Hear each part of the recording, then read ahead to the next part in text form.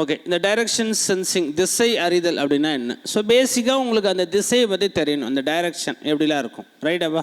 மேலே நம்ம என்ன டைரக்ஷன் எழுதும்? மேலே நார்த்து, வடக்கு. ரைட்டா? கீழே என்ன எழுதும்? ரைட்டா? சவுத்து, தெற்கு. ரைட்டா? இங்கே வந்து ஈஸ்ட்டு, கிழக்குன்னு எழுதும். இங்கே மேற்கு. இது இடைப்பட்ட திசைகள் உங்களுக்கு தெரியும். ரைட்டா? அப்போ இது நார்த்துக்கு ஈஸ்ட்டுக்கு இடையில எடுத்தனால இது நார்த் ஈஸ்ட், வடகிழக்குன்னு சொல்கிறோம். ரைட்? அது சவுத் ஈஸ்ட்னு சொல்கிறோம். இது சவுத் வெஸ்ட் அப்படின்னு சொல்கிறோம். இது என்னவா சொல்கிறோம்? நார்த் வெஸ்ட்டுன்னு சொல்கிறோம். ரைட்டா? வடமேற்கு. அதே மாதிரி இல்லை இந்த கோண அளவு பார்த்துங்கப்பா.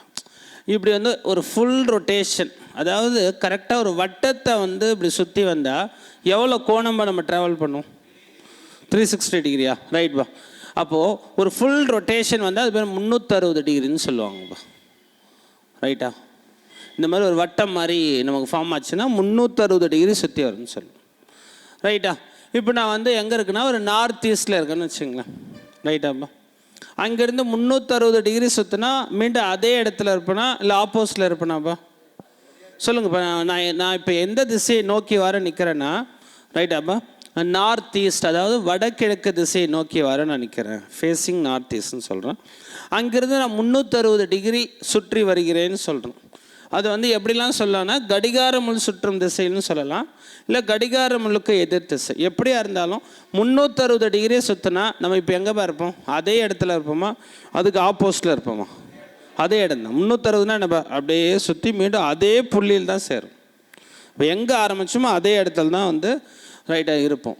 அப்போ 360 என்பது என்னென்னா, அது சுற்றி வரனா அது வந்து கடிகார முள் சுற்றும் திசைன்னு சொன்னாலோ இல்லை கடிகார முள்ளுக்கு எதிர் திசைன்னு சொன்னாலோ நம்ம எங்கே ஆரம்பித்தோமோ அதே புள்ளியில் தான் மீண்டும் இருப்போம். அப்போ திசை மாறாது.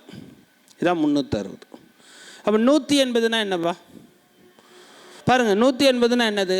360ல் பாதியா? பாருங்கள், இது ஃபுல்லாக அப்படி சுற்றி வந்தால் 360ன்னு சொல்கிறோம். அப்போ 180னா என்னப்பா? சொல்லுங்கள். கரெக்டாக உங்களுக்கு என்ன ஒரு அரை வட்டம் மாதிரி ஃபார்ம் ஆகுது.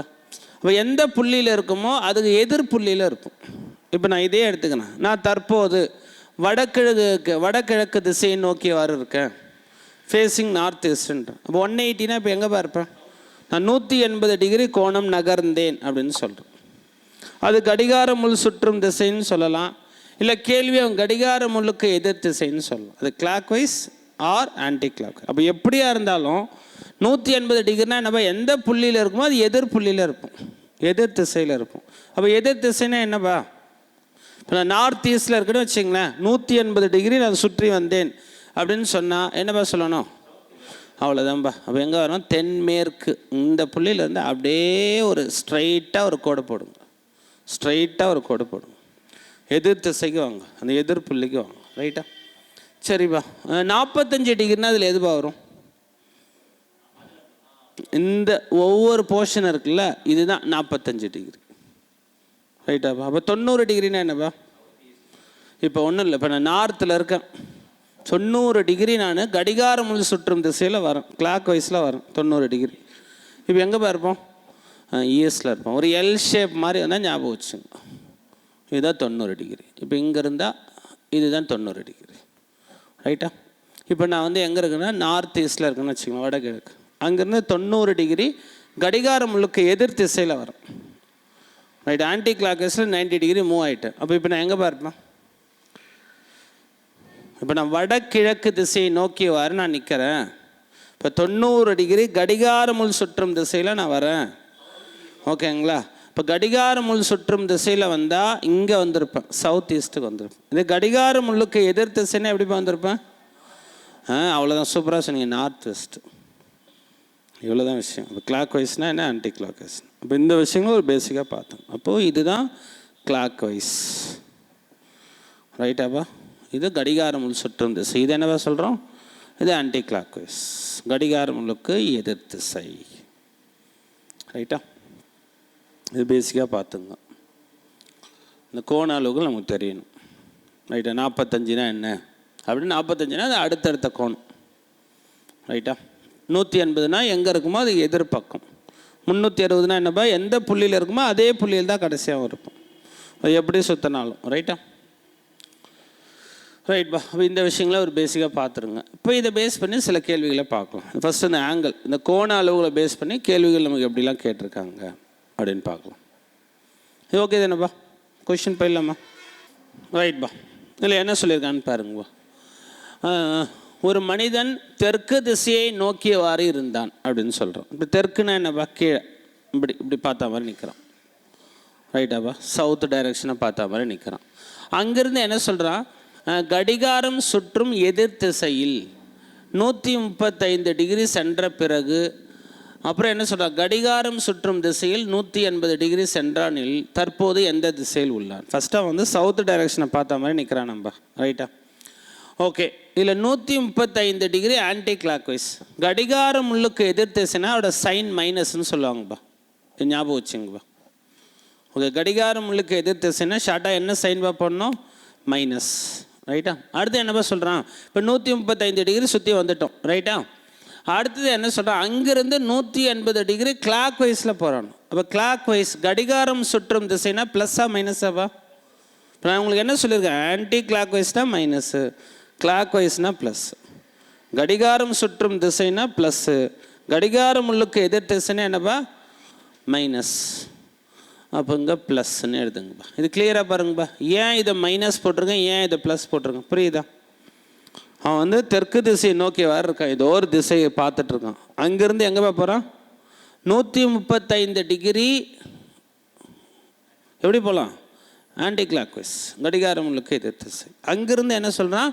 180 டிகிரி கிளாக் வைஸுக்கு வரும். இப்போ தற்போது எந்த திசையை நோக்கி வர இருப்பான்? இது ஷார்ட்டாக சால்வ் பண்ணால் இவ்வளோ தான். இது மைனஸு ப்ளஸ்னால் டிஃப்ரென்ஸ் எடுக்கணும். அப்போ 180ல் 135 மைனஸ் பண்ணால் என்னப்பா கிடைக்கும்? சொல்லுங்கப்பா, என்ன கிடைக்கும்? 45. இது ஃபைனலோட சைன் என்ன? ப்ளஸ்ஸா மைனஸா? ப்ளஸ். அவ்வளோதானே?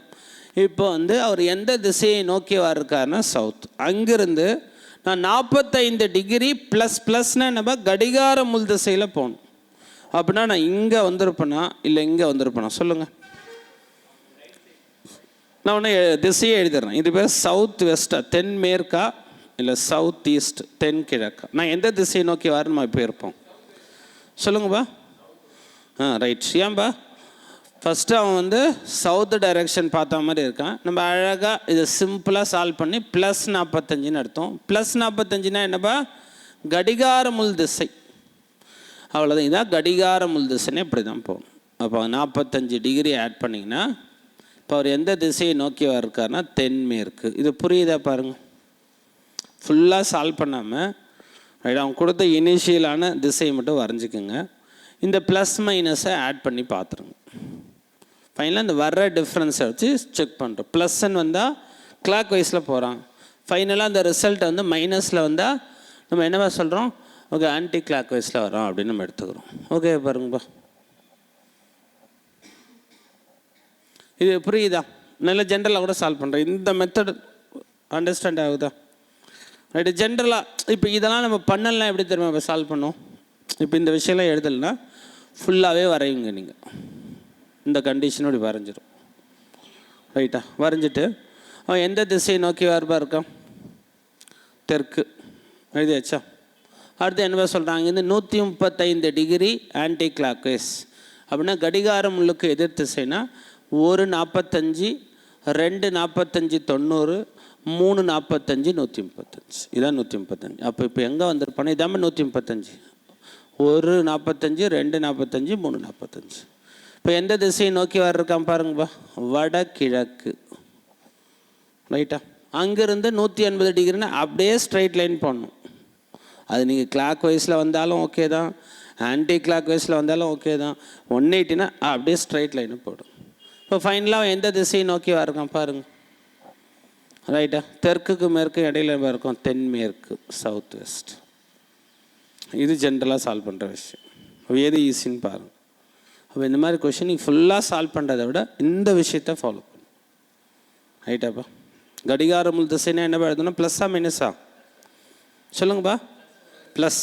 கடிகார முள்ளுக்கு எது திசைனா மைனஸ். ரைட்டா? வெவ்வேறு சைனாக டிஃப்ரென்ஸ் எடுக்க போகிறீங்க, ஒரே சைனாக ஆட் பண்ண போகிறீங்க. ரைட்டா? ஃபைனலாக இந்த டிஃப்ரென்ஸ் ப்ளஸ்ன்னு வந்தால் எப்படி ஆன்சர் பண்ணோம்? கிளாக் வைஸில் போய்ட்டு ஆன்சர் பண்ணணும். ரைட்டா? ஃபைனல் டிஃப்ரென்ஸ் மைனஸில் வந்தால் என்ன சொல்லணும்? ஆன்டி கிளாக் வைஸில் போகும். கடிகார முள்ளுக்கு எதிர் திசையில் போய் ஆன்சர் சொல்லணும்.